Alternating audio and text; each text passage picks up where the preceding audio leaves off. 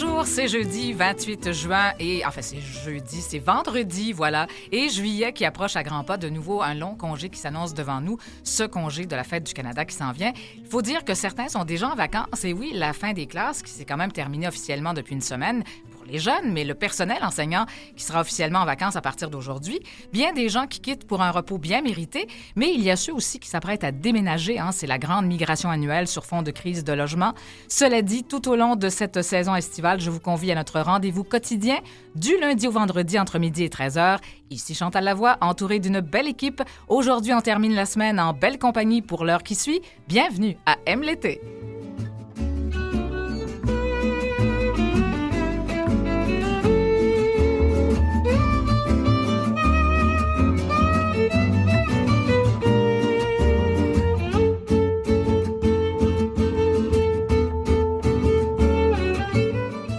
Et la personne avec qui nous passerons l'heure, c'est nul autre que José Lito-Michaud, avec qui on parlera non seulement de carrière, mais surtout et principalement de ce qui a toujours animé l'animateur en lui, ce qui le fascine par-dessus tout chez les gens, ce qui a été son moteur. Il sera question de différence et de singularité. Et parlant de différence, c'est notre collaboratrice à la recherche, Clarence Robitaille-Meloche, qui viendra nous parler d'autisme, mais aussi de son propre parcours de vie, vivant elle-même avec une neurodivergence. Et comme on est vendredi et que nous sommes l'été, nous allons donner une place au cinéma, mais tout particulièrement au Cinéparc. On va s'entretenir avec Christine Matters du Cinéparc Saint-Eustache.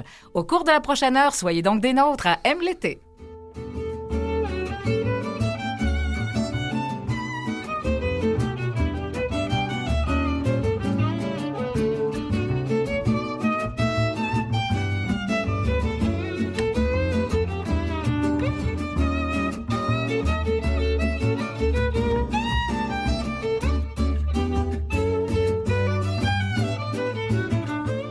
Et Nathalie Barrette, chef recherchiste, qui est ma complice cette année avec moi en studio. Bonjour Nathalie. Allô Chantal, comment tu vas? Très, très bien. Et ça termine bien la semaine. Tu vas nous parler, toi, de la représentation à l'écran du handicap et en même temps, tu vas nous glisser un mot sur le film Un petit truc en plus. Ouais, que je suis allée voir cette semaine et j'ai adoré ça. Bon, moi aussi, j'ai adoré. Oui. Je l'ai vu la semaine dernière. Et tu connais bien notre invité d'aujourd'hui. On va l'accueillir à l'instant. L'animateur, auteur, conférencier, agent d'artiste, mais aussi à une certaine époque, agent d'artiste à une certaine époque, mais qui le deviendra aussi, qui l'est devenu avec un autre poulain, comme on peut dire, oui. Alors, bonjour, José Lito-Michaud. Bonjour, Chantal. Alors, bonjour, José Lito, oui, c'est ça, on parle de bien sûr, de M. Langevin, Luc Langevin, que tu vas représenter. J'ai commencé. C'est ça, c'est déjà intensément. Effectif. Ça a pris 15 ans avant que je dise oui de nouveau à ce métier-là. Tu sais, il ne faut jamais dire jamais. Et dans ce cas-là, j'ai dit oui parce que c'est un ami de 10 ans. Puis à un moment donné, il me dit « J'ai besoin de toi ». Puis j'ai fait « Non ». Ça a pris au moins 2 mois, mais je l'ai aidé quand même. Puis à un moment donné, j'ai fait « OK, pourquoi je ne le ferais pas ?» Fait que j'ai essayé d'organiser mon horaire, parce que je travaille beaucoup, pour essayer d'être là. Puis je suis très, très content de ma décision. Très, très content. Oui, c'est ça. En fait, on le décrit comme... c'est un illusionniste. Oui. Alors, c'est vraiment quelqu'un qui a déjà commencé une carrière en France, mais vraiment, là, il s'agit de mousser davantage. Écoute, c'est quelqu'un qui pourrait parcourir le monde. Enfin, il va parcourir le monde. Ouais, c'est la raison pour laquelle moi, tu as envie de voyager. J'ai envie de voyager. C'est ça. À un moment donné, j'étais avec sa blonde et lui, puis il me dit « Pourquoi tu as décidé de revenir au management? » Je dis égoïstement, parce que j'ai le goût de revivre en France. C'est très drôle. Pourquoi pas? Alors, évidemment, plein de projets, de toute façon. Tu as décidé d'arrêter la télé comme animateur, mais attention, tu as plein de projets qui sont en route, plein d'idées. Et, mais évidemment, c'est tout un deuil à faire quand même. Oui, mais bien de sûr. Se dire que je ne ferais plus ça, là, c'est comme... ça m'a saisi hier, peut-être ou avant-hier, quand quelqu'un m'a dit « On ne verra plus du tout ». J'ai dit « Non, plus du tout ». Puis là, j'ai fait « OK, là, c'est vrai que c'est définitif ». Mais on entend ta voix. Oui, bien sûr. Dans les nouveaux balados qui vont être en ondes très bientôt sur différentes plateformes. Alors, parle-nous-en de ces balados. Je vais commencer avec « Je ne voudrais pas être indiscret » parce que il y a longtemps que je voulais faire un balado, mais pas le faire comme les autres. J'essaie de trouver mon ton, ma manière. Je fais ça souvent. On va parler de singularité tantôt. Oui, c'est ça, c'est le sujet. C'est le sujet du jour, je pense. Oui. Moi, je pense que j'aime beaucoup... je donne beaucoup de conférences. Aux conférences, à chacune des conférences, je dis toujours, trouvez votre singularité. Trouvez là où vous êtes meilleur que les autres. Trouvez là où on peut faire une grande différence. Et la différence peut faire une grande différence dans la vie de quelqu'un d'autre. Et moi, je regardais les balados, entre autres celui de Marie-Claude Barrette qui le fait magnifiquement bien, de bien d'autres, là, parce que ça fait longtemps que ça existe. Puis je me disais, j'ai pas envie d'être autour d'une table en train de poser des questions. Je l'ai fait, moi, 5800 fois. Fait que j'avais plus envie de ça. Puis je me suis dit, j'aimerais mieux plutôt entrer dans le champ d'activité des gens, dans un lieu inédit, puis y aller avec une question très précise pour moi. Je voudrais pas être indiscret, ça ouvre une porte à... Mais je vais l'être. À Je vais l'être l'indiscrétion. à l'indiscrétion, effectivement, mais en même temps, tout en étant quand même pudique, c'est-à-dire on pose des questions qui sont nécessaires. C'est les réponses, comme disait Oscar Wilde, qui parfois le sont davantage, indiscrètes. Fait que c'est ça. Dans ce sens-là, non, je suis très content de faire ça. Ça va arriver au mois de juillet. Là, la bande-annonce tourne actuellement, qui m'oblige à aller travailler bientôt. Mais on me voit pas. Non, on mais m'entend. on entend la parce voix que je quand tiens même. la Alors, caméra. Tu seras bien présent parce que, en fait, Nathalie, on se souvient tous d'On prend toujours un train pour la vie, Ben oui, ces séries-là, Passage obligé, le livre Oui. aussi, Que qui j'ai à la traite du maison. deuil. Oui. Bien sûr, Nathalie qui a vécu un deuil Ouais, quand même c'était- important dans sa c'était vie. mon ami aussi. Alors, c'est ça. Donc, c'est sûr que c'est vraiment, ça nous a beaucoup, beaucoup marqué. Mais là, vraiment, tu vas continuer un peu dans le même sens, c'est-à-dire que, là, évidemment, on ne fera pas ta bio de façon exhaustive, mais tu veux vraiment nous amener dans ce qui, toi, t'a toujours animé le plus. C'est vraiment, c'est ça, aller chercher à la fois la part de lumière, mais la part d'ombre, Ouais. les failles, enfin, humaniser, au fond, tes invités. C'est ce que Totalement. tu as toujours voulu faire. Là. Donc, aller chercher la singularité chez eux. C'est drôle parce que quand j'ai parlé avec Luc Langevin au départ, bon, c'est un ami de 10 ans, mais quand on a commencé à travailler ensemble, j'ai dit, moi, ce qui m'intéresse, c'est tes faiblesses. Puis il m'a dit, je comprends pas, parce que ça, pour moi, c'est avec ça qu'on va travailler davantage. Et j'essaie... Puis tu sais, il y a deux types de management. Il y a le management qui dit, c'est le plus bon, c'est le meilleur, c'est le plus grand. Moi, je suis pas comme ça. Moi, c'est toujours, les autres ont leur place. Qu'est-ce que tu peux faire, toi, pour apporter ta place et ta distinction? Donc, jamais tu sais, il y a beaucoup de managers dans la vie qui vont descendre les autres artistes du même acabit. Moi, ça ne m'intéresse pas. Moi, ce qui m'intéresse, c'est quelle est la force de chaque être, quelle est la force de quelqu'un d'autre et quelle est ta force à toi maintenant. Encore une fois, la singularité. Et moi, j'aime beaucoup les failles des gens. Parce que dans les failles des gens, il y a un peu ce que disait Leonard Cohen quand il disait c'est à travers les failles que la lumière jaillit. Ben moi, j'aime beaucoup ça. J'ai peut-être pas mieux cité, mais en tout cas, c'est ça l'essence du message. Et c'est ça que moi, j'ai envie de faire quand je fais du management. C'est ça que j'ai envie de faire quand j'écris des livres. J'écris mon 5e livre actuellement, où je reviens sur une part de mon enfance. Ouais. Je reviens au moment où... oui, c'est vrai, c'est une primaire. Je reviens au moment où je suis... où on me fait faire une photo. Je suis dans une famille d'accueil, une des 3 que j'ai fréquentées. Puis on demande aux 12 enfants qui sont là de faire une photo devant un mur extrêmement personnel. Puis on me dit, il faut absolument que la photo, vous soyez beau, parce que c'est comme ça qu'on va vous adopter ou pas. Il faut que vous soyez adoptable.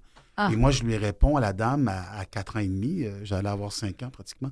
J'ai dit, est-ce que je vais être choisie, madame? Et c'est le titre du livre, Madame, est-ce que je vais être choisie? Ah, Et c'est la question et d'ailleurs en dessous, c'est la question qui a dicté ma vie. Toute ma vie, je me suis demandé si j'allais être choisi, même quand je l'étais choisi. C'est ça. Donc, c'est finalement tout ton parcours qui est derrière ça, finalement. Ça part de ton enfance, en fait, tout ce parcours singulier que tu as eu. C'est ça qui ça a été fondateur, c'est ça qui a été identitaire à la fois. Oui, mais en même temps, il faut cesser de toujours penser que le passé... C'est les bouddhistes qui disent ça. Il faut embrasser parfois la souffrance. Ouais. Il faut l'embrasser, c'est-à-dire l'accueillir, lui donner une valeur à ça. Moi, je ne serais pas même individu sans cette enfance terrible. Jamais, jamais.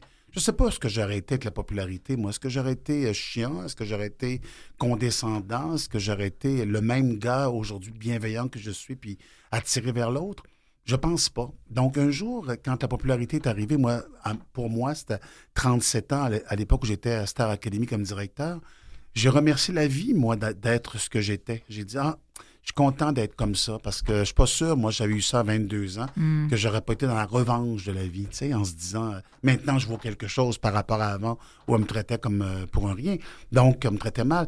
Donc, c'est ça. Moi, je pense que je remercie la vie d'avoir cette différence dans l'éducation. C'est ça que j'allais te poser comme question. Donc, tu sens que tu es différent depuis tout le temps? Ah, ben moi, quand j'étais petit, je savais bien que ma nature, parfois exubérante, parfois créative, parfois émerveillée, ça correspondait pas du tout dans le milieu où j'étais, surtout pas à Matane. Donc, je me suis tu longtemps, moi. Je me suis tu longtemps pour ne pas déranger, pour entrer dans le moule. Puis tous les gens qui étaient près de moi le voyaient bien qu'il allait se passer quelque chose. D'ailleurs, Ils disaient tous, on savait que tu allais devenir connu. Mais c'était pas parce que je voulais devenir connu, c'est que je voulais sortir de là Ouais. et faire quelque chose de ma vie. C'était bien plus ça que d'être connu. Connu, ça, c'est ce qui vient avec, mais jamais j'ai voulu devenir une vedette pour devenir une vedette. Ça m'intéressait pas, ça. Pas du tout. Non, c'est ça. Et donc, en fait, tous les obstacles, finalement, ça peut être toujours vu comme un tremplin vers une réalisation, vers la création, l'innovation. Enfin, Totalement. je pense que c'est ça C'est-à-dire que le défi. c'est pour ça que j'ai appelé un de mes livres auquel tu faisais référence tout à l'heure, qui est Passage obligé, c'est quoi qu'on fasse. Il y a des passages obligés sur notre route, dont les deuils, dont la disparition des gens qu'on aime, dont un deuil des fois d'une carrière, le deuil d'une amitié que tu croyais éternelle. C'est ça la vie, quoi qu'on fasse. Okay? Et c'est pour ça que j'aimais tant la symbolique du train quand j'ai proposé ça à Radio-Canada, qui avait dit non au départ. C'est important. C'est Dominique Chenot qui y a cru et qui a dit, qui était patronne à l'époque, qui a dit faut qu'on le fasse, faut qu'on le fasse. Parce que pour moi, un train, c'est ça. C'est une destination précise, mais tu sais jamais ce qui va se passer en route. C'est vrai. Et j'aimais ça. Et j'aimais l'idée que le train continue à avancer durant qu'on s'arrête sur un événement qui est figé dans le temps. Et ça, j'aimais l'idée de ça. Pour dire, tu sais, c'est Laurence Jalbert qui disait un jour, ma mère est décédée et la Terre continue de tourner quand même. Et moi, je voulais que le train roule quand même si on parle d'un événement qui était figé dans le temps. Parce que quand on parle du deuil, entre autres, c'était ça au début le sujet des prédilections, bien, on se dit « Ah, mon Dieu, c'était terrible cette journée-là. » Et nous, on doit avancer quand même. C'est ce qui est très, très dur. Nathalie en sait quelque chose parce qu'elle a perdu son conjoint, mais le grand amour de sa vie. Et ce qui est toujours très difficile, c'est la Terre tourne pareil. Il y a encore un soleil le matin, il y a la lune le soir. Et toi, tu es figé dans ta peine. Mais ce qui est formidable du deuil, je le dis, c'est formidable du deuil, c'est qu'à un moment donné, une journée, tu pleures moins. La 5e journée, tu pleures encore moins. Et un jour, tu t'étonnes à pleurer plus du tout. Et là, tu te sens coupable. Là, tu as peur d'oublier l'autre. Tu te sens coupable. Tu te dis, j'ai moins pleuré que d'habitude. Et là, l'absence devient une présence. Là, tu sens l'autre. Tu sens l'autre qui t'accompagne. C'est fascinant, la résolution d'un deuil. Mais quand on passe à travers, c'est beau, c'est Nathalie, terrible. hein, toi qui as vécu oui, mais ça, j'ai ouais. déjà Tu entendu l'écoutes. ce discours de José Lito. Il m'a pris dans ses bras pour me dire ça. Ouais. Mais moi, ce que je me dis, c'est que le deuil, effectivement, c'est vraiment difficile à vivre, à traverser. Mais on dirait que la peine est la seule chose qui me reste. Le seul lien qui me reste avec Pierre, c'est le chagrin. Bon. Vous savez pourquoi? Alors, est-ce que ça veut dire qu'il faut l'entretenir? Est-ce qu'il faut dire est-ce qu'il faut l'entretenir? Ben, en fait, il faut ce pas chagrin-là? l'entretenir, mais c'est difficile de couper les ponts. Ouais. Puis de dire, je vais arrêter d'avoir de la peine. Moi, la peine, c'est ce qui me garde en contact avec Pierre. C'est la seule chose que j'ai de lui. Sinon, tu as l'impression de l'oublier. Oui, un peu. C'est exactement ça. Ouais. Le plus dur, Oui. quand et on a eu beaucoup de discussions ensemble là-dessus, parce que c'est mon ami, puis je l'aime, puis je connaissais tellement Pierre, j'aimais tellement Pierre, mais c'est parce qu'on a peur de trahir l'autre. Ça s'appelle la loyauté envers l'autre. On se dit, si je ne le perds plus, ça dit qu'il n'y a plus d'importance à mes yeux. Et là, on tombe. Malheureusement, il y a un mot qui n'est pas beau que je veux dire, mais il y a une forme de complaisance, pardonnez-nous. Oui, mais tu as raison, je l'ai dit. Thérapeutique, on le dit, mais c'est une... Oui, je te vois réagir. Ouais. Pourquoi? Parce que la complaisance est aussi un réconfort. OK. C'est ce qu'on connaît. C'est ce qui nous fait du bien. Combien de fois j'entends des gens avoir de la peine de quelque chose, puis les gens disent, mais oui, reviens-en, mais en même temps, le fait de se vautrer un peu dans cette peine-là nous rassure parce que nous connaissons la douleur. C'est l'affaire la plus difficile à comprendre, c'est de dire, oui, mais laisse-moi ma douleur, laisse-moi ma peine. Il me reste ça. Il me reste ça de mon Ouais. rapport de mon avec grand lui. amour. Ouais. Oui. Alors que la plupart des gens, c'est pas ça qu'on fait, là, habituellement. Je veux dire, On n'en parle pas, on est mal à l'aise, on veut pas raviver la douleur, on a peur de. C'est On pas a ça surtout raviver peur cette douleur. pour nous. On a peur de ce que ça va nous faire. Moi, j'ai toujours dit, je l'avais dit dès le départ à mon amie Nathalie, je l'ai dit aussi à Isabelle Chevrier qui a perdu son conjoint. Oui. Tous les gens j'ai dit, tu vas voir, au début, il y a plein de gens, puis du coup, il y en a de moins en moins. Puis quand tu évoques le sujet du disparu, je te garantis que ça veut passer à autre chose parce que ça ne veut pas y aller. Ouais. Et c'est normal. Mais on a une amie commune, Isabelle La Jeunesse, qui a perdu Ouais. François Ouais. Guy. Ben C'est oui. un peu le même phénomène. C'est exactement le même La discours. même chose. Ouais. C'est pareil. On a l'impression Ouais. qu'après un certain temps, les gens oublient, Ouais. les gens ne veulent pas en parler parce qu'il y a un malaise aussi. Tu te dis, est-ce que je peux en parler de Pierre? Je sais que nous, on en parle beaucoup. Beaucoup, beaucoup. Parce que Là, il est très présent quand on en parle. c'est ça, c'est ça. Il est très, très présent. Puis on ne parle pas de lui au passé. On dit, Pierre serait content de ça, il serait heureux de ça. Il a eu 60 ans aujourd'hui. On l'amène dans le présent. Mais il a fait quelque chose, je ne veux pas tout dévoiler, mais Pierre a fait quelque chose d'exceptionnel. Et c'est ses retrouvailles avec les gens qu'il aimait avant de partir. Je trouverai toujours que ça restera un moment important, ne serait-ce que pour nous, égoïstement, mais certainement pour lui. Parce que dans mon livre, Passage obligé, il y avait Dominique Bertrand qui disait « La seule certitude que j'ai dans la mort de mon chum, parce que lui est allé sur le cours de squash, puis il est mort sur le cours de squash. » Subitement, c'est ça. Subitement, hein, tu te souviens, elle a dit « J'étais à jour avec lui. » Et j'ai l'impression que le fait d'avoir eu cette rencontre avec Pierre quelques jours avant sa mort, dans mon cas à moi et de tous ses amis qui y étaient, il y avait une mise à jour qui était là.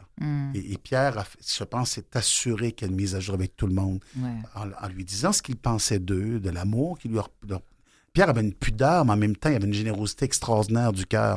Fait que c'est pour ça. Moi, j'essaie d'en parler au présent, puis je sais que Nathalie a fait beaucoup de chemin dans son deuil, puis ça, c'est formidable. Et on peut... d'abord, c'est très personnel, là, ce dont on parle, mais sauf que ça nous aide un petit peu à vivre chacun quand on a ces témoignages-là. Alors, puis toi, tu en as eu tellement, tu as tellement reçu de témoignages. Alors, à quel point ça t'a permis de grandir encore davantage? Évidemment, je ne te poserai pas la question s'il y a une entrevue en particulier, parce que là, tu en as tellement eu, ce serait une question très difficile à poser. Non, en même temps, il y en a une qui me vient en tête. Ah oui, c'est vrai? C'est toujours Isabelle Gaston qui a perdu ses 2 enfants. C'est bien trop vrai, t'as raison. Ça restera toujours. Son mari avait tué ses 2 enfants. Oui, je me souviens de cette entrevue. Ça, je me souviens de ça très beaucoup. Difficile. Mais c'est étrange que ça fait. Moi, je suis un... Bon, j'ai jamais dit ça nulle part. Je vais vous dire, une des raisons pour laquelle c'est vous trois, une des raisons pour laquelle j'ai quitté le train, j'aurais pu continuer pendant des années, j'avais un contrat presque à vie, et j'exagère à peine, c'est que je portais la peine des autres. Moi, j'ai beaucoup, beaucoup d'empathie, donc qui se transforme en sympathie. OK. Donc, alors, tu prenais ça un peu sur tes épaules. Moi, j'avais l'impression que tout d'un coup, j'étais rendu, que je ne riais plus, et je me disais, mais qu'est-ce que j'ai? Puis ma femme me dit, tu as tellement d'histoires dans ton cœur que tu portes, et qui ne t'appartiennent plus. Ça, c'est un autre défi de pouvoir quand même dissocier. Totalement. Te dissocier de ça. Écoute, c'est drôle parce que l'autre côté de la vitre en régie, on a Philippe Lapointe, notre grand patron, et c'est vraiment un des gars qui t'a aidé beaucoup à faire de la télé. C'est lui qui t'a permis de faire la télé. C'est plus qui m'a aidé à faire la télévision. C'est que... ouvre bien tes oreilles, Philippe. Et il t'a donné tes premières jobs. C'est-à-dire que Philippe Lapointe avait vu chez moi quelque chose. Donc, souvent, Philippe m'appelait comme directeur, à ce moment-là, il devait être VP de TVA, il m'appelait souvent, m'a demandé mon avis, parce qu'il disait, t'es l'homme qui regarde le plus de télévision que je connaisse au Québec. Et c'est vrai que je regarde beaucoup la télé, je suis beaucoup renseigné sur le magazine, je lis beaucoup, je m'intéresse beaucoup à ce qui se passe, ici comme ailleurs. Et à un moment donné, il m'a appelé, puis il m'a dit, j'aimerais ça qu'on parle ensemble de ce que tu vois, puis tout ça. Puis là, il me pose plein de questions, puis je donne mon analyse, mais je comprends pas qu'il m'offre une job. Je le comprends pas. Fait que j'arrive en voiture. Je dis, qui c'est qui vient de me dire là? Je comprends pas. Il venait de m'offrir le show de fin de soirée. Et moi, j'avais rien dit au contraire contre François Morancy, que je trouvais très, très, très bon. Même, je me demandais pourquoi il ne serait plus là. Mais je sais que c'était une question de budget, là. Mais j'aimais beaucoup, beaucoup François Morancy. D'ailleurs, j'avais dit beaucoup de bien de lui. J'avais dit, peut-être que son métier premier, c'est pas intervieweur, mais il y a tellement quelque chose de singulier. Mais ça, c'était pratiquement l'impresario, le producteur en toi qui parlait, bien sûr. Qui porte à la défense de l'autre. Et là, il m'a dit, c'est toi que je veux là. Il a vu quelque chose en moi et ça a changé ma vie. Alors, on le salue, Philippe. Chose certaine, là, je dois passer la parole à notre collaboratrice à la recherche. On va en parler avec elle dans quelques instants, de la singularité, parce qu'elle elle a aussi une singularité, et les limitations qui sont des facettes, pas les limitations, mais souvent on parle de handicap ici à Canal M. Ces limitations, tout ce qui touche le handicap, c'est une facette de la société, de la diversité humaine, et c'est très riche, et ça peut nous apporter énormément. Et alors, on en parle dans quelques instants avec Clarence. J'ai très hâte de la rencontrer pour de vrai.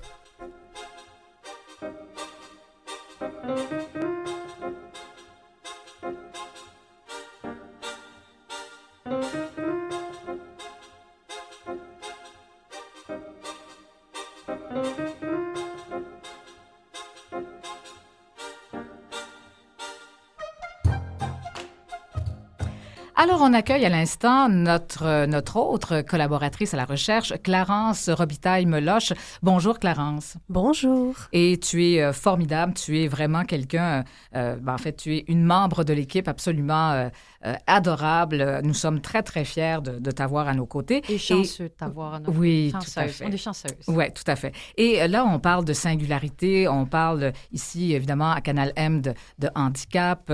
Et bon, je disais que c'était une facette de la diversité humaine. Et toi, tu présentes quand même une particularité aussi. Alors, tu vas nous en parler.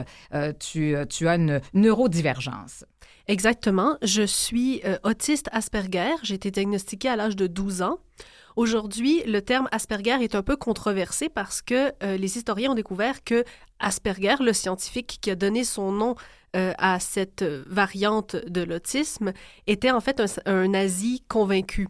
Donc, Ah oui, c'était ça, l'histoire. Exactement. Ouais. Donc, c'est un peu moyen de lui donner ce nom-là Oui. parce que, bon, c'est rare que les gens veulent être associés au nazisme. Mais le terme politiquement correct, qui a été retenu, c'est autisme invisible. Que Ah, tu tiens. n'aimes pas comme Mais non, toi, tu expression. n'aimes pas, c'est vrai. Tu Non. n'aimes pas ça. Autisme invisible ou autisme caméléon. Oui. C'est un terme avec lequel, personnellement, j'ai un peu de difficulté parce que ce terme-là a été choisi parce que cette forme d'autisme, parce que l'autisme, c'est un spectre, il n'y a pas de case, c'est vraiment... C'est large. C'est large, c'est large, il y en a beaucoup. Il y a un éventail très grand. C'est un éventail très grand. Et donc, du fait que c'est un grand éventail, l'autisme invisible sur l'éventail, c'est celui qu'on voit le moins parce que ça sous-entend qu'il n'est pas visible pour quelqu'un de l'extérieur. Moi, j'ai de la difficulté avec ce terme parce que pour moi, mon autisme, il n'est pas invisible. Il est là. Il est avec moi au quotidien. Il m'accompagne partout. Et oui, il impacte mon quotidien. Donc, pour moi, non, il existe. Il Mais est en pas quoi invisible. l'impact... excuse-moi, mais en quoi c'est très intéressant ce que tu viens de dire par rapport à visible et invisible. Souvent, on dit ça, pardonnez-moi cette parenthèse, mais elle est importante. Il y a eu beaucoup de campagnes publicitaires à un moment donné sur les maladies mentales. Ça n'a rien à voir avec ce qu'on vit là. Et c'était la maladie physique versus la maladie mentale. Il disait, à un moment donné, tu te souviens, quand il mettait, par exemple, un plâtre, il mettait quelque chose, c'était visible, il disait, voilà. Et quand tu faisais une dépression, tu n'avais pas le droit. Tout ton mal devenait invisible. On dit ça souvent pour les soldats qui reviennent de l'Afghanistan. Les chocs Les chocs post-traumatiques. post-traumatiques. La même Exact. chose, on réclame le côté visible de l'invisible. C'est très intéressant ce que tu dis. En quoi ça t'impacte dans la vie de tous les jours? En tant que personne autiste, j'ai un développement cognitif qui est différent. Là où moi, ça m'affecte, c'est surtout dans mon développement social. J'ai énormément de difficultés à établir des liens avec d'autres personnes. J'ai de la difficulté à comprendre les sous-entendus ou à saisir le non-verbal des gens, ce qui fait que je suis une personne qui peut être naïve ou qui peut se faire avoir plus facilement. Donc, ça impacte aussi mon niveau de confiance envers les gens parce que je me dis, moi, je sais que je peux me faire avoir plus facilement. Comment je peux être sûre que la personne n'essaie pas de me mentir ou de m'arnaquer? Et comment faites-vous pour savoir qu'elle ne veut pas t'arnaquer ou pas? Des fois, je le sais pas. Mais il y a des moments où quand je suis moins certaine, ce que je fais comme beaucoup d'enfants. Donc, j'appelle ma mère et je lui raconte ce qui s'est passé et ce que j'ai compris. Et elle me dit, et c'est elle qui va me conseiller, Ouais. oui, non. Oui, ça s'appelle la validation. C'est très intéressant. Ça veut dire que tu ne peux pas lire entre les lignes. C'est ça que je comprends? Exactement. J'ai Ouais. énormément de difficultés à lire entre les lignes, ce qui est très drôle parce qu'avant de venir étudier en journalisme à l'UQAM, j'ai fait un baccalauréat en études littéraires Ben oui. qui consiste à lire entre Entre les les lignes. lignes. Est-ce que tu as réussi à le faire? On va dire que j'ai réussi à 75 OK. Parce que l'avantage de la littérature, c'est que c'est une forme d'art et que comme tous les arts, c'est très subjectif. Donc, même si ma façon de lire entre les lignes est différente de celle des autres quand j'y arrive, elle est quand même valide parce que je peux l'appuyer avec différents arguments. Oui, toutes Ah, les matières ça, c'est d'interprétation. C'est intéressant, oui. Exactement. Donc, Mais- j'y arrive. Mais donc, tu interprètes tout un peu différemment, au fond. C'est ça, la difficulté. C'est peut-être elle qui a à ta raison. façon. À ta façon. C'est du peut-être moins. elle qui a raison. Eh ben, Oui. voilà. Dans son Voilà, interprétation. Est-ce que c'est drôle parce que je connais quelqu'un de mon entourage qui vit ce que tu vis. Est-ce que tu es en mesure parfois de comprendre que l'autre a besoin d'avoir plus d'expression de toi, plus de réaction que toi? Oui, je suis capable de le comprendre. Je le comprenais pas toujours quand j'étais plus jeune. Aujourd'hui, j'arrive à le comprendre et quand ça arrive d'instinct, mon réflexe, c'est de faire comme le mime sur Internet de Homer Simpson qui rentre dans les buissons par en arrière. C'est un peu le réflexe que j'ai dans ce temps-là. Mais aller voir l'autre et lui demander qu'est-ce qui se passe ou essayer de lui offrir du réconfort, j'en suis incapable. Parce que je ne sais jamais quoi dire ou quoi faire dans ces situations-là, ça me met mal à l'aise. Même si je voudrais essayer, j'y arrive pas, je fige. Et là, on vous juge sévèrement en disant vous êtes antipathique, vous êtes empathique, c'est ça qu'on dit? Exactement. On est jugé comme des personnes qui sont plus antipathiques ou qui ont moins d'émotions. C'est pas qu'on en a moins, on en a, même des fois on en a plus que les autres, mais ce ne sont pas des émotions qui sont en réaction aux mêmes choses que les autres ou on réagit différemment dans des situations données. Donne-moi un exemple de réaction que d'autres pourraient trouver excessive et que toi, tu dis c'est ma réalité à moi. Par exemple, j'ai beaucoup de TOC parce qu'en tant que personne autiste, j'ai besoin que mon quotidien soit assez réglé. Oui, des repères. Des repères. Et j'ai besoin de pouvoir anticiper d'avance ce qui va arriver. J'anticipe tout le temps. C'est ma façon à moi de me rassurer. Oui, bien sûr. Et par exemple, un simple événement, par exemple, j'ai l'habitude de prendre tel autobus à telle heure pour rentrer chez moi. Et là, j'attends et l'autobus ne passe pas pour... N'importe quelle raison. N'importe quelle raison. Ça pourrait me déclencher une crise. Quel genre de crise? Ça dépend des fois. Ça pourrait me déclencher une réaction, genre je me mets à pleurer, par exemple. Est-ce que tu finis par te raisonner en disant l'autre autobus va arriver, inquiète-toi pas, c'est arrivé auparavant, il y a 15 minutes de délai, tu peux attendre les 15 minutes encore. Est-ce qu'il y a un raisonnement comme ça qui finit par arriver avec l'âge? Pour moi, oui. Pour des situations comme ça qui sont plus ou moins graves, oui. Mais des situations, par exemple, qui sont beaucoup plus grosses, par exemple, et qui pourraient avoir des conséquences sur moi, mais aussi sur d'autres personnes. Par exemple, on avait un travail d'équipe à remettre et on a eu un problème avec l'imprimante, donc on n'arrive pas à imprimer le travail. Je comprends. Là, je sais que moi, ça peut m'affecter, mais j'ai peur aussi que les autres soient affectés par mon erreur et que déjà, pour moi, travailler en équipe, c'est difficile parce que j'ai de la difficulté à établir des liens avec les gens. Je me dis, ils vont être encore plus pénalisés par ma faute et ça va renforcer ma réputation. Clarence, dans son cerveau, quand elle se couche le soir, tu dois être fatiguée. Oui, mais je dors jamais. Parce que, en fait, je dors jamais. Je dors très peu. Mais ça continue à trotter dans ta tête. Oui, mais l'insomnie, c'est caractéristique de l'autisme. Parce qu'on overthink beaucoup. On doit s'arrêter pour une pause, les amis. Merveilleux. Merci pour tes questions, José Lito. Alors, vraiment, c'est vraiment très pertinent. On sait que tu as déjà fait ça, toi, par le passé. Alors, oui. Alors, on s'arrête le temps d'une pause et puis on revient tout juste après.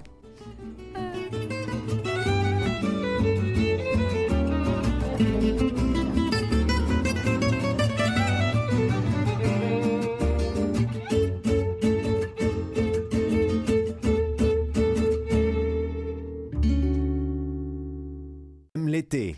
Et oui, aime l'été, deuxième moitié d'heure. Je suis avec José Lito Michaud en studio, Nathalie Barrette, notre chef recherchiste, et également notre collaboratrice à la recherche, notre autre collaboratrice, Clarence Robitaille-Meloche, et qui nous parlait évidemment de sa réalité, sa neurodivergence. Elle nous a parlé d'autisme. Et pendant la pause, évidemment, José Lito, qui ne peut pas s'empêcher de poser des questions.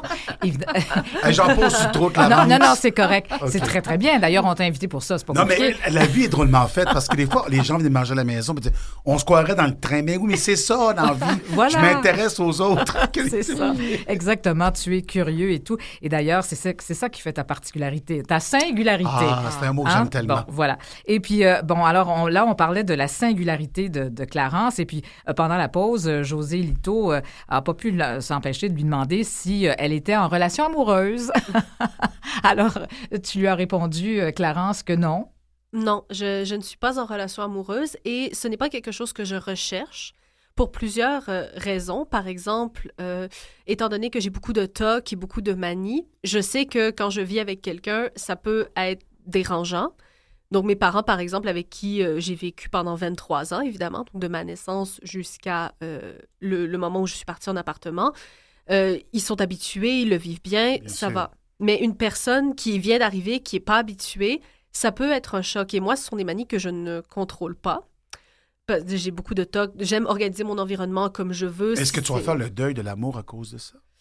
Je vais finir mon propos et je vais revenir à ça après parce que c'est intéressant. Bon, C'est intéressant. Faire placer j'aime ça. José Lito, hein? Mais ça, t'as replacé là, ça a pris une seconde et quart, j'aime ça. Oui, ben les Asperger sont en général très francs. Ah, Donc, moi, j'adore, allez-y. Moi. Ouais. Parfait. Moi, je pas de problème avec la franchise, moi. Donc, comme j'ai beaucoup de tocs de manie, je me vois mal partager mon espace de vie avec quelqu'un d'autre. Je trouve ça un peu difficile. Et aussi, il y a le toucher. Quand on est autiste, on est très facilement surstimulé. Donc, c'est comme s'il y avait trop de choses qui se passaient en même temps dans notre environnement et on n'arrive plus à le gérer. Et le toucher, ça peut être un facteur de surstimulation, ce qu'on appelle en anglais être overstimulated. Ouais. Et le toucher, ça en est. Moi, je suis pas quelqu'un qui est tactile dans la vie. J'aime pas ça. Donc, je m'imagine dans l'intimité avec quelqu'un et me dire, OK, là, il faut que je sois toute nue contre une autre personne, totalement toute nue, avec les organes génitaux de quelqu'un qui se frotte contre les miens. Non. Ce n'est pas possible. Que j'aime... cette franchise. Voilà. Ah, Moi, ça, là, c'est vrai. Clarence, quand j'ai un invité comme toi, je finis ma journée puis je dis, bon, une c'est étoile. fait, c'est réglé, on a eu quelqu'un de franc. Donc, est-ce que tu vas faire un deuil sur l'amour totalement dans ta vie? Moi, je pense que oui. Parce que pour l'instant, en tout cas, il n'y en est pas question. C'est pas quelque chose que je me sens prête à traverser. Mais Et de toute façon, ouais. tu n'en souffres pas du tout. Absolument pas. Bon, ben voilà. Absolument Très pas. On a notre réponse.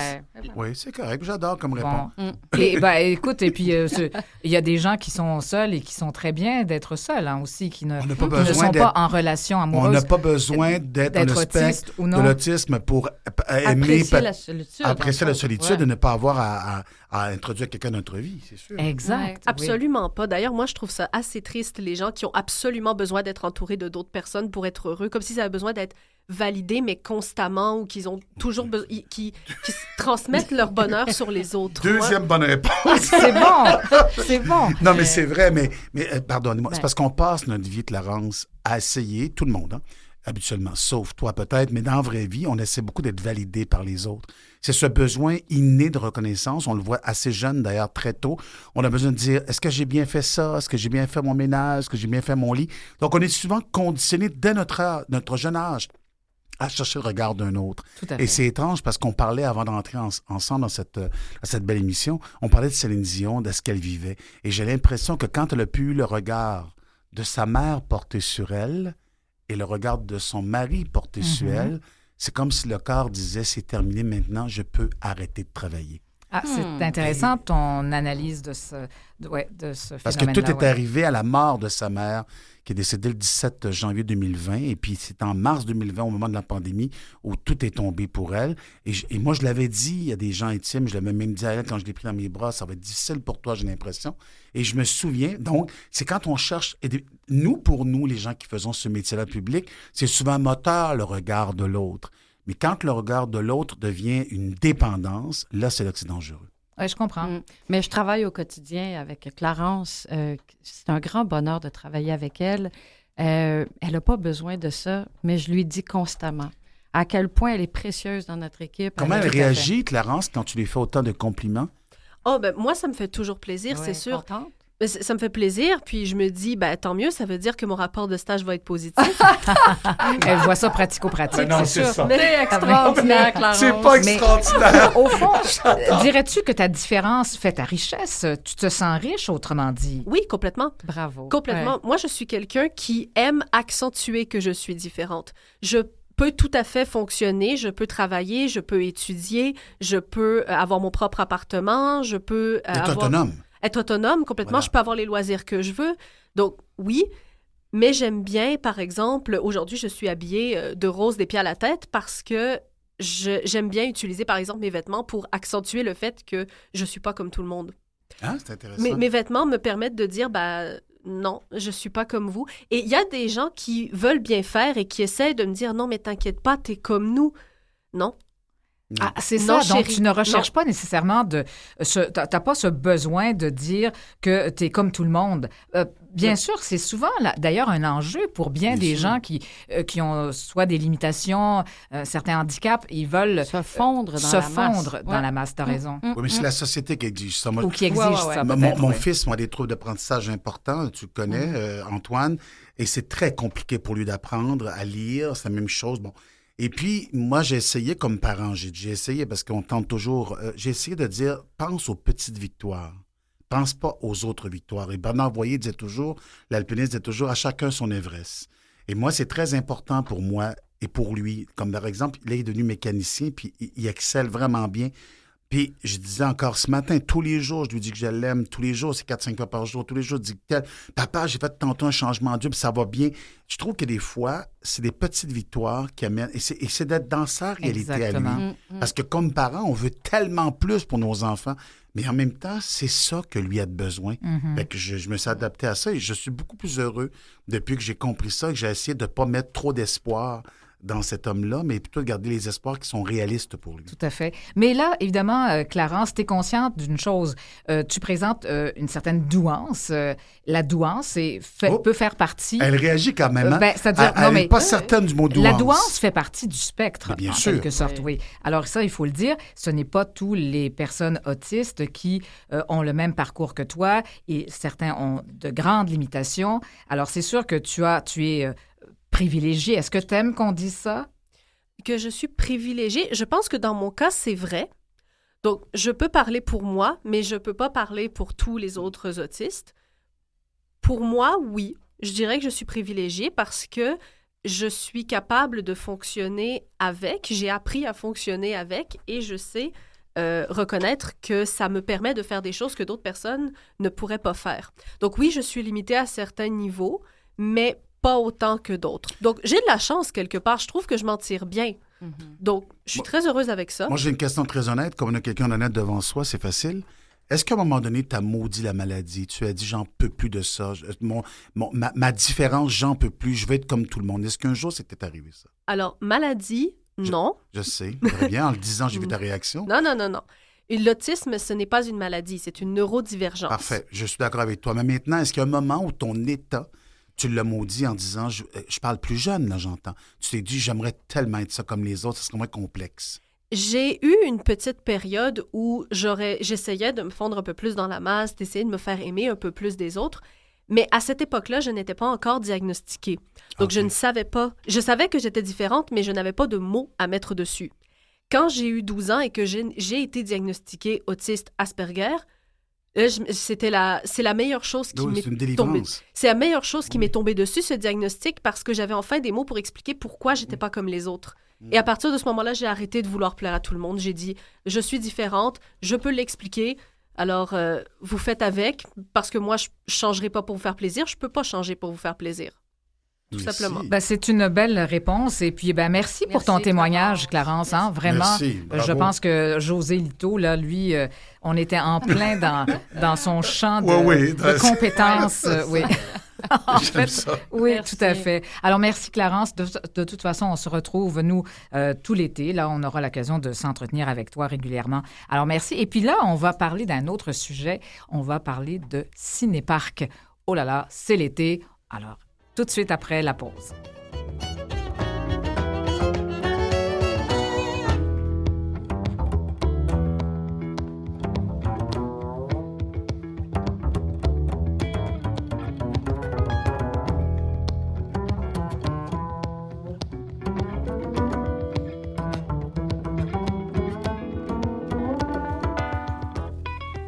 Et de ce pas, nous allons rejoindre Christine Matters. Bonjour, qui est à l'autre bout du fil, bien sûr. Comment allez-vous? On va parler de cinéparc avec vous. Bien sûr, on parle du cinéparc Saint-Eustache, notamment. Eh bien, vous allez, j'imagine, passer un autre bel été? On aimerait ça, oui. On l'espère. En tout cas, justement, c'est comme on disait que le cinéparc Saint-Eustache, c'est comme une espèce de machine à remonter le temps. Oui, c'est très nostalgique. On aime beaucoup ça. Alors, c'est vraiment parce que là, vous avez à la fois des installations rétro et puis en plus, évidemment, vous êtes à la fine pointe de la technologie aussi. Presque. Il y a des nouvelles projections qui sont sorties. On n'est pas à ce point-là. Par contre, on est tous dans le numérique. Alors, vous êtes un des 5 cinéparcs encore actifs. Alors, oui, c'est très nostalgique. Évidemment, bon, les cinéparcs ont commencé dans les années 50.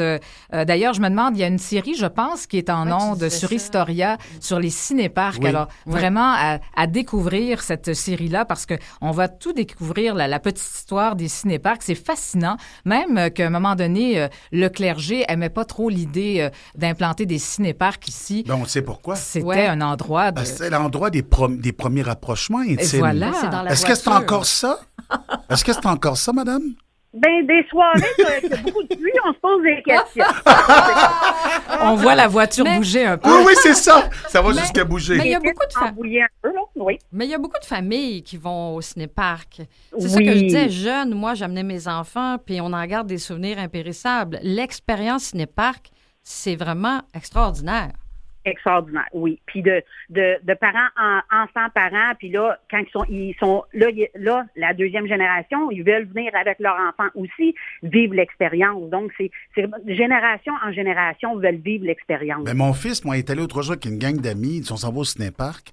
Lui, qui est la nouvelle génération, qui regarde tout sur son iPhone, là, il m'a dit, j'ai tellement aimé ça, papa, je capote ce cinéparc. Je C'est pense même exact. que c'était chez vous, je pense.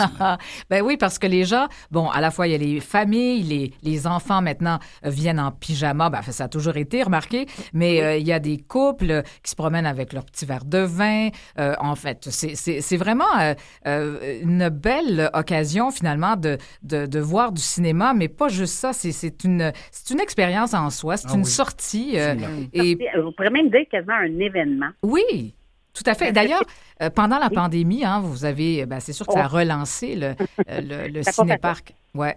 Et puis le film Barbie aussi a vraiment contribué beaucoup à la relance des cinéparcs. Oui, l'année passée, puis c'était un peu comique comment les gens, les filles étaient habillées un petit peu en rose, puis un petit peu la nouvelle tendance de se costumer comme le film, même avec sans dessus qui vient de sortir. Il y a des gens, on se posait la question, puis là on a fait le lien avec le film. Bien sûr. C'est ça, donc, les gens se costument maintenant. Un peu. Les oui, jeunes pas- se costument. Un petit peu, oui. OK. Mais ce qui est le fun aussi, c'est on apporte nos chaises, on s'installe dehors, la couverture, le Ah, on peut le popcorn. faire. Moi, j'étais dans la voiture toujours. moi. Non, maintenant, non, tu peux sortir On de a ta toujours voiture. pu sortir dehors. On a Ah, toujours j'ai pu amener nos toujours- chaises longues. Ben, moi, je me souviens juste du moment où dans ma voiture, je suis bien, j'ouvre les fenêtres, puis La radio. j'écoute sur la radio. Ben, il y a des gens qui ça. écoutaient, à moins qu'il y ait trop de maringouins ce soir-là, mais on pouvait Ben, voyons donc, là, mettre je vais aller nos au chaises, cinépark en fin de semaine. nos Les chaises gens longues. sortent à l'extérieur avec leurs chaises. Oui, devant l'auto, on demande aux gens pour laisser de la place, pour maximiser l'espace. Mais avec les pick-up, il y en a qui se mettent un lit en arrière, avec des doudous, puis tout ça, puis c'est le fun à voir. Ouais. Puis ce qui est le fun aussi, c'est qu'il y a 2 représentations. C'est un C'est programme encore double. ça, c'est des programmes doubles. C'est des programmes doubles, oui, pour le prix de 1. Alors Ah, ça, c'est merveilleux. ça- On peut amener tout, et puis pas besoin de gardienne. Les enfants peuvent Tout c'est votre dormir. mari? Non, mais on peut amener nos animaux de compagnie, c'est ce que je voulais dire. Oui, c'est le mari. L'enfant dort dans la voiture. L'enfant dort dans la voiture, c'est vrai. Mais dire qu'il y a eu quand même jusqu'à peu près jusqu'à 40 cinéparcs quand même dans les années, à partir des années 80, là, ça a été très, très, très populaire. Oui. Qu'est-ce qui fait? Il y a eu quand même des conditions qui ont fait que, qui ont fait que les cinéparcs sont devenus moins populaires. D'abord, il y a la construction domiciliaire. Hein, ça devenait plus payant de vendre le terrain pour de la construction domiciliaire ou pour toutes sortes d'autres projets. Mais vous n'avez pas ce problème-là parce que vous avez... Puis les propriétaires de salles aussi de cinéma voyaient ça d'un mauvais œil. Mais vous êtes les deux. Puis en même temps, les résidentiels amènent de la lumière. Donc, le film devient moins visible. Nous, vu qu'on est ici depuis longtemps, on n'a pas ce problème-là. Ben voyons donc, comment ça, on j'avais n'a pas pas pensé à ça? J'avais pas pensé à ça. C'est vrai. Là, qu'est-ce qu'on peut voir en fin de semaine comme film? Cette semaine, sans dessus. Puis là, il sort, je me souviens plus en français, Le coin tranquille. OK. Est-ce que c'est toujours des films qui sont récents? Ou il y a toujours. Il n'y a jamais des films là qui sont datés un peu. C'est toujours des films récents. Ben, on fait un événement Halloween qui est gratuit avec des vieux films plus horreur, thriller, suspense. Bien sûr. Mais mon Oui. Dieu, je vais aller vous voir. Ah, mais alors, c'est vraiment... Et puis, c'est ça, c'est des... là, présentement, vous êtes... pour l'été, ben souvent, c'est ça, c'est des blockbusters, souvent, qui sont quand même à l'affiche. Exact. Ouais. Oui. Et puis, bon, c'est ça. On n'a pas. Alors, on peut apporter notre popcorn, on peut apporter du vin, on peut apporter de la bière, ça, les boissons pour les enfants et tout. Ça a toujours été. Ça continue comme ça. Oui, puis là, on est ouvert aussi, le restaurant. Oui, vous Ah oui, avez vous avez un votre. restaurant. C'est bien sûr, important de le restaurant. mentionner. Ben oui, On va tout pas à perdre fait. les ventes de popcorn là-bas. Mais vous parliez aussi de l'importance du cinéma québécois parce que vous m'aviez dit au téléphone lors de notre pré-entrevue que quand vous avez eu des Bon Cop, Bad Cop, il y a eu ces films-là où vous avez eu beaucoup, beaucoup de monde. Des gens qui fréquentaient en... Les films québécois, c'est bon pour nous aussi. C'est ça, Les hein? gens aiment ça, venir voir les films québécois au cinéparc. Bon Cop, Bad Cop, c'était un qu'on a eu longtemps. Ça, c'était un qui m'avait marqué comme l'écran 1, c'est notre plus grand écran, puis on a eu pendant plusieurs semaines. Alors, c'est ça, vraiment. Alors, c'est très... c'est un gros vendeur aussi, hein, les films québécois, effectivement, qui fonctionnent, surtout les films famille, là. Alors, écoutez, oui. c'est très intéressant, et puis j'invite tout le monde à aller voir cette série sur Historia, parce que ça... Et je pense même qu'on va peut-être faire une entrevue là-dessus, parce que c'est un beau sujet. Et Très beau vous sujet. souvenez-vous de l'époque où, finalement, les jeunes embarquaient dans le coffre arrière de l'auto, là, pour... On se cachait. Pour se cacher, oui, pour pas payer le prix d'entrée. C'est fou, hein? C'est plus comme ça, madame, hein? C'est encore comme ça. Oh, c'est encore comme ça. Ça n'a rien à changer, finalement. Non. C'est nostalgique. C'est ça, puis on conseille aux gens, bien sûr, d'arriver toujours un peu à l'avance. C'est sûr, peut-être arriver 1 heure à l'avance, là, justement pour profiter, faire que les enfants s'amusent, que les enfants jouent aussi autour soccer, de la voiture. baseball, puis il y en a qui se promènent avec leurs enfants, les mains dans la main, tu sais, c'est beau à voir. Ben voyons donc, on va la fin de semaine. On y va tous, en fait. On y C'est va ça. tous On en fin de n'oublie pas semaine. notre chasse moustique quand même, ça c'est toujours important. Très important. Alors, et puis donc, 2 films pour le prix d'un, c'est magnifique. Ben écoutez, c'est vraiment chouette. Et puis, vous avez jamais pensé fermer le cinéparc? Non. Non, ça a toujours été assez vivant. Pour nous, ça fonctionne parce que c'est pas comme le cinéma. Nous, c'est événementiel, donc c'est une expérience. Contrairement, C'est je veux clair. pas rabaisser les cinémas, mais c'est pas la même expérience. Exactement. On souhaite un bon été, surtout. Et puis, il est loin le temps où on accrochait le petit haut-parleur à côté, tu sais, sur notre vitre d'auto. oui. Là, ça fonctionne plus du tout comme ça pour ceux qui ne seraient pas allés depuis longtemps. Mais en tout cas, chose certaine, c'est vraiment une belle expérience. Et puis, des fois, on oublie, parce que c'est pas juste avec les enfants, mais ça peut être justement avec son chum. Ça peut être, enfin, une autre expérience que l'on peut vivre au cinéparc. Merci les beaucoup, Madame Matters, d'être venue nous en parler. Et d'ailleurs, justement, je pensais à ça. Pendant la pandémie, ou enfin post-pandémique, il y a eu aussi des artistes, des qui sont allés humoristes chanter. qui se sont produits dans les cinéparcs. Oui. C'était une belle façon, justement, de donner des spectacles alors qu'on ne pouvait plus remplir nos salles parce qu'avec la pandémie, alors ce n'était plus possible, mais les cinéparcs ont pris la relève. C'est drôlement intéressant. C'était vraiment, puis tout le monde dans le retour, donc chacun avait leur bulle. Oui. Oui, parce qu'on a parlé souvent de la bulle. Hein? Ouais, la bulle, la fameuse bulle. Oui. La bulle, oui, exact. Christine Matters, ça a été un plaisir et puis bon été à vous. Merci à Bon vous. été. Bon été, madame. Bon été. Merci, bye-bye.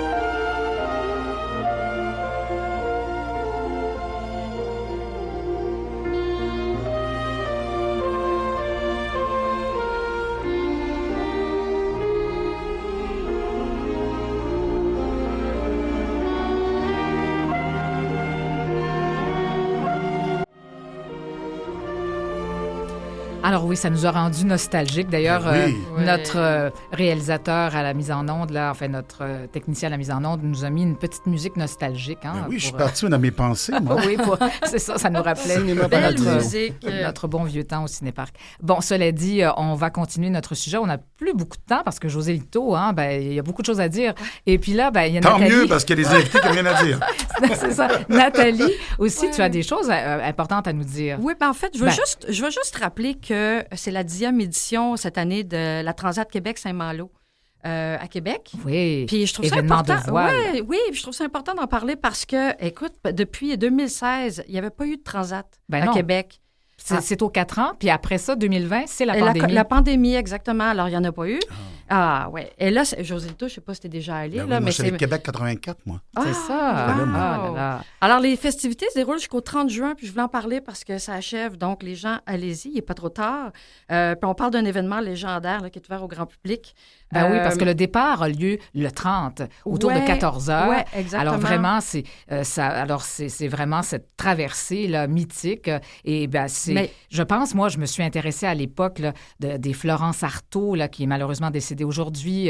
Et puis, elle est décédée en plus d'un accident d'hélicoptère. C'est fou, hein, quand C'était même. diffusé à Radio-Canada Oui, avant, tout me à semble. fait. On avait de belles diffusions, peut-être sur des postes de sport, plus peut-être, spécialisés. ouais. Oui, on a encore. Mais ce qui est des intéressant, images. c'est que c'est pas juste la voile, c'est qu'il y a des expositions, des films, il y a des visites de bateaux, il y a des spectacles. On en a fait un jusqu'au festival départ, là, tout à jusqu'au fait. départ. Alors, à ne pas manquer à Québec. Donc, En fin la de semaine, 10e édition, c'est ouais, ça, la à partir Transat. d'aujourd'hui. À partir d'aujourd'hui, oui, Jusqu'au 30 jusqu'au 30 Ouais, juin. et le grand départ à 14 heures. Il y a beaucoup de fébrilité dans l'air, apparemment, ouais. du côté du port de Québec. Là. Tellement beau, en Le plus. port de Québec, les abords du fleuve, là, c'est la fête. C'est Tout à magnifique. fait. Ouais. Bon. Alors, et puis, tu vas nous parler éventuellement aussi de cinéma, mais tu as quand même un petit film en lien avec un sujet dont tu vas reparler. Oui, je vais en reparler, mais j'en ai parlé. Je suis allée voir le film Petit truc en plus. Et puis, j'ai adoré. Et ce film-là, dans ce film-là, il y a 11 personnes, 11 comédiens qui vivent vraiment avec des limitations. C'est un superbe film. C'est le plus grand succès de France en là, fait, depuis longtemps. Oui, là, tu vois, ils ont 8 semaines. Ça fait 8 semaines. Et 8 puis, millions, je pense? Ils sont rendus pas loin de 10 millions. 10 millions. C'est le plus grand film des 10 dernières années en France. Ce qui veut dire quoi? Ben, C'est que quand on les touche à l'âme, Ouais. ça fait du bien. les gens sont intéressés, puis les comédiens là-dedans qui sont... Il y a des trisomiques. Ces gens-là sont tellement attachants, mais ils sont d'un naturel fou. C'est Eh oui, incroyable. et t'as le- Alors, j'en reparlerai parce T'as que une je veux... personne autiste. Enfin, Oui. il y a une belle variété, une belle brochette, entre guillemets, Ouais, puis j'avais de envie- comédiens. Ouais, puis la semaine prochaine, je reparlerai de la représentation du handicap au cinéma parce Ouais. qu'on a eu des films marquants, mais joués par de vrais comédiens. Et que ça fait du bien. Ouais. Et là, Alors que maintenant- là, c'est des vraies Bien sûr. personnes en situation de handicap. C'est Ouais. ça la différence. Ça me fait penser au film Gabriel ici, Ben, de exactement. Louise Archambault. Tu sais, quand les Ouais. comédiens, c'est pas parce qu'ils sont pas bons, les comédiens, mais quand ils doivent être coachés par des gens qui vivent avec les limitations ou en Avec situation cette de réalité-là. handicap, ça Ouais. fait un peu étrange, alors que maintenant, on peut avoir des gens qui jouent leur propre Et c'est rôle. tant mieux. Oui, tant mieux. Tant mieux. Alors, c'est merveilleux. Bon, des petites questions comme ça qu'on va te poser, là. Oui. Puis tu y vas, évidemment, selon... si tu n'as pas de réponse, tu nous le dis, on passe à une autre. D'abord, tes projets pour l'été. Ben là, je Beaucoup travaille de travail, hein? beaucoup de travail. Je travaille beaucoup sur Luc Langevin. Je travaille sur mon livre qu'il faut que je termine à la fin septembre. Je commence mon balado, je ne voudrais pas être indiscret. Et je veux aussi me reposer à travers ça. Bon, Ça, c'est ça, bien c'est important. tout un défi. Oui. Et puis, tu as un projet avec Mélissa Bédard aussi Oui, qui une s'annonce. série. Ça, tu dois trouver un producteur ou enfin. Ah ben, un diffuseur. producteur, c'est moi, mais un Le diffuseur, diffuseur. ça annonce bien. C'est bon. Ah, tant Alors, mieux. as-tu des habitudes l'été, une tradition la particulière, que ce soit avec tes enfants ou des souvenirs mémorables? Ce que j'aime beaucoup de l'été, chez nous, j'ai la chance d'avoir une piscine, devenu souvent. Et ça, c'est un des plaisirs que j'ai au quotidien, de me lancer à la piscine à mon lever. Ah, Ce matin encore, je l'ai fait, puis j'aime ça, peu importe la température. Dès que la piscine est installée, j'y vais. ouais. Puis un festival, peut-être, que tu retiens en particulier qui vraiment te fait penser à l'été. Tu disais, moi, là, c'est ce T'avais juste festival. un festival Festival à voir. d'été de Québec. Ah, OK. Le Festival d'été de Québec. Ben, C'est un- avec un cadre Oui. enchanteur Oui. comme Québec, c'est sûr qu'on ne peut pas se tromper. Le type de lecture que tu aimes l'été? Les biographies. Je suis Ah. fasciné par les destins des gens. Ben, tiens. Ouais. T'en- C'est t'en- nouveau. C'est nouveau. C'est une nouvelle passion. Je sais Nouvelle pas pourquoi. passion. J'aime Ben beaucoup ouais. l'être humain. J'aime beaucoup, beaucoup. Donc, dès que j'ai la chance de voir un parcours distinctif, singulier, j'aime beaucoup lire ça. J'en ai C'est un- toujours 5-6 à la fois. Oh, Peux-tu en suggérer une ou deux? Ben, biographie le que destin- qui t'a ben, vraiment touché? Ben, le destin. Ben, une Ève Salveille, je parle d'une fille qui vient de m'attendre de mon coin de pays. C'est très beau quand elle parle de tous ses podiums parce qu'elle a été, mannequin international. Puis on voit aussi l'envers du décor. Et s'il y a un seul documentaire à proposer aux gens aujourd'hui, c'est aller voir Céline Dion sur Prime parce que ça reste une vision très, très claire, peut-être le prix à payer pour avoir trop atteint les sommets.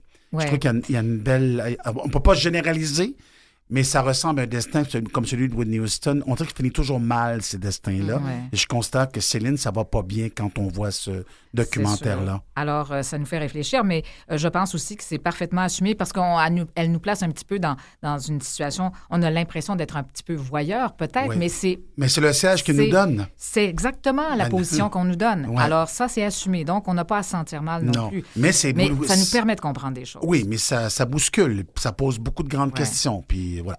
Vitement, là, un endroit pour passer ses vacances l'été. L'Estrie. Ah, J'aime l'Estrie.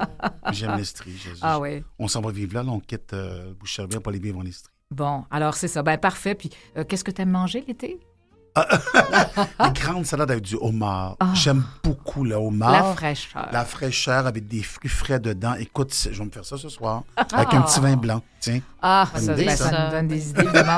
On va Maintenant, pas faut-il manger payer ça. le homard? Ça, Oui, c'est mais une affaire. attention, je vais doucement. OK. Une fois par 2 semaines, je le fais OK. 3 fois durant l'été. Tu vois comme je suis Parfait. raisonnable? Bon, ben c'est tout pour aujourd'hui. Merci, José Lito Merci Michaud. à vous. Merci beaucoup, tout le monde. José. Merci, Nathalie. Merci à Mme Matters d'avoir été là pour nous parler de Cinéparc. Merci, Clarence Robitaille-Meloche, de nous avoir parlé de ta neurodivergence. Alors, ça a été passionnant toute cette heure. Et ben je vous retrouve mardi parce qu'on a congé lundi. Alors, bonne fin de semaine, bon long congé à tous. Au revoir et à la semaine prochaine. Bye, bon Merci, week-end. bye. Au revoir.